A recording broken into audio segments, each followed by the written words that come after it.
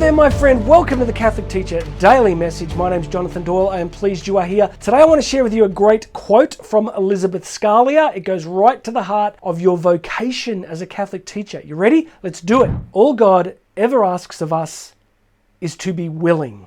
This is good news. God is not asking you for perfection as a Catholic teacher. He is not asking you to create lesson plans that are so magnificent that choirs of angels weep when you start teaching. He is not asking you to solve every pastoral problem in your school. What God is asking of you as a Catholic teacher is simply that you are willing, that your fundamental disposition, your vector of aspiration, as John Paul II used to call it, is to do the will of God. Cardinal Newman, John Henry Newman, famously said that our desire to please God does in fact please God. You know, when my kids were little, they could make you a mud pie, right? And they would just bring this mud pie to you or something awful, or they'd bake you something truly terrible. And as a parent, you're like, that's the greatest thing ever, because you know the heart. You knew the heart of your child was to bless, was to give, was to serve, was to love. So you don't look at the outcome as being necessarily perfect as a parent. You look at the heart. So I think what God is looking at in you as a Catholic teacher is, where's your heart? Is your fundamental disposition to love and serve His kids? Is your fundamental disposition to do His will? I am on a mission about the ideological